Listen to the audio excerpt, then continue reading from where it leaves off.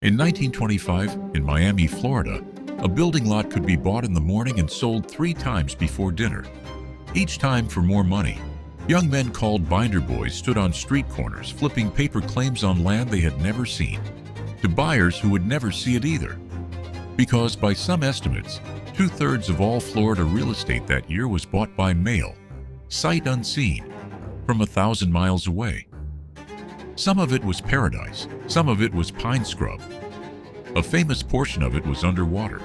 The Miami Herald carried so many real estate ads, it became, physically, the heaviest newspaper on the planet. A charming convicted felon named Charles Ponzi, yes, that Ponzi, was selling Florida lots near Jacksonville that were 65 miles from Jacksonville. And still the money came, trainload after trainload, because everyone in America knew one thing for certain. Florida prices only went up. 18 months later, it was all gone, the prices, the fortunes. And after 2 of the deadliest hurricanes in American history, thousands of the buyers themselves. This is the Florida land boom, the dress rehearsal. 3 years early, for 1929, every story we've told on this channel had a protagonist, a family, a tycoon, a fraudster. This one doesn't. The main character of this story is the mania itself, the oldest force in financial history, wearing a bathing suit. And that's exactly why it matters. Watch closely, because the pattern you're about to see, the true story that starts the rush, the amateurs who arrive late, the paper profits nobody converts to cash, the moment supply chains crack before prices do, is the same pattern as 1929, as .com, as 2006, as every bubble you will live through. Florida in the 20s is the cleanest specimen ever collected. It even has the perfect ending, the bubble that was finally popped not by bankers, but by the weather. It started, as manias usually do, with something real. Florida in 1920 was cheap, warm, and suddenly reachable. The automobile and new highways put it within a week's drive of the frozen Midwest. The state sweetened the deal. No income tax, no inheritance tax, and 2 showmen turned geography into a product. The first was Carl Fisher, the human dynamo who had built the Indianapolis Motor Speedway. Fisher looked at a mosquito-infested mangrove sandbar off Miami and saw the American Riviera. He dredged sand from the bay bottom and physically manufactured land, Miami Beach, then filled it with polo fields, grand hotels, speedboat races, and bathing beauties for the newsreel cameras. In winter, he bought a giant illuminated sign in Times Square that told freezing New Yorkers, in glowing letters, that it was June in Miami. The second was George Merrick, a preacher's son with a poet streak, who spent years building not a subdivision but a dream city. Coral Gables, Mediterranean palaces, Venetian canals, plazas and fountains, all planned to the last cypress tree. He hired William Jennings Bryan, 3-time presidential candidate, the most famous orator in America, to sit by a Venetian pool and lecture busloads of prospects, reportedly for a fee somewhere between $50,000 and $100,000 a year, partly paid in building lots. The Coral Gables sales machine moved $100 million of real estate in a year and a half.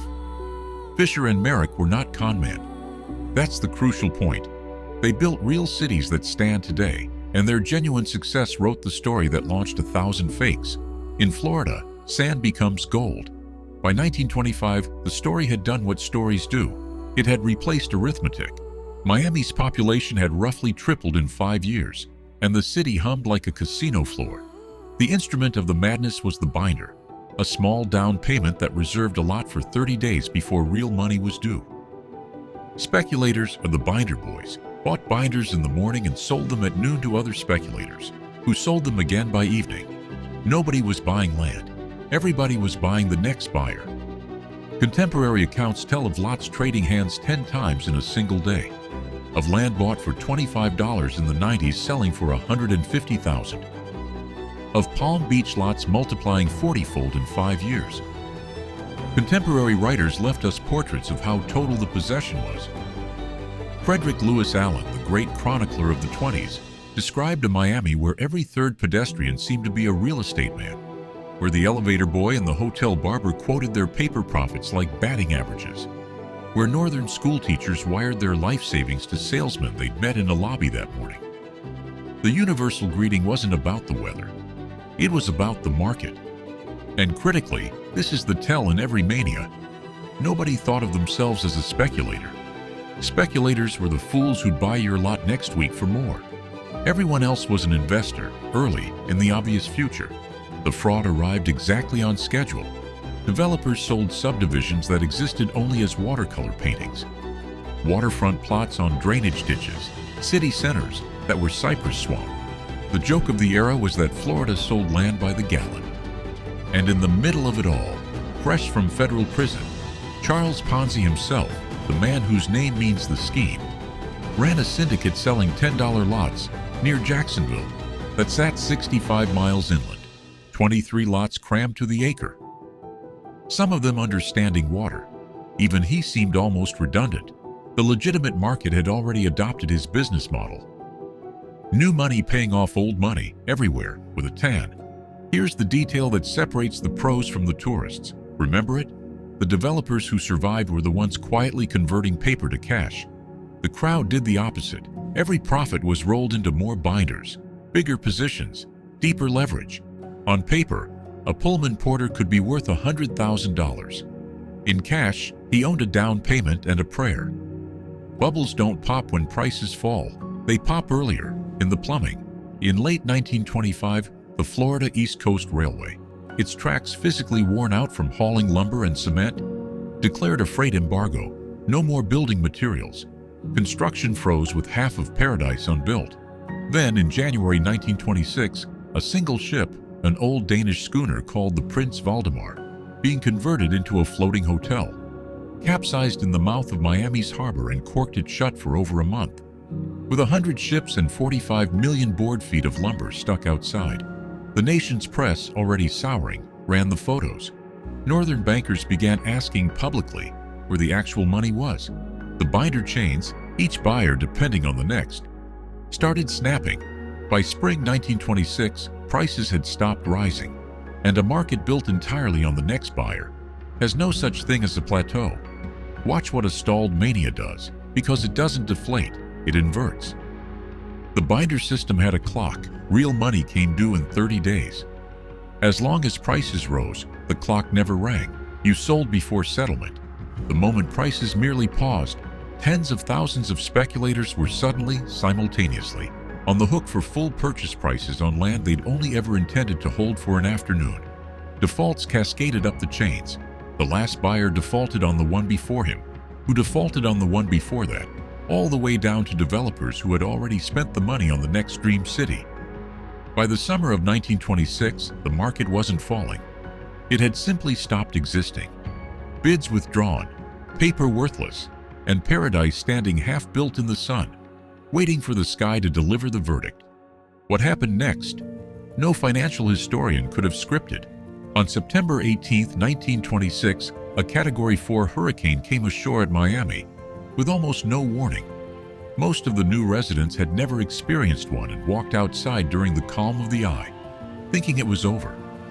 372 people died, including more than 150 in Moore Haven, where the lake surged through earthen dikes and drowned the town.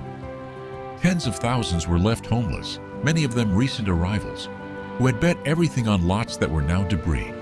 The boom's collateral, the houses, the hotels, the half-built dream cities, was matchwood.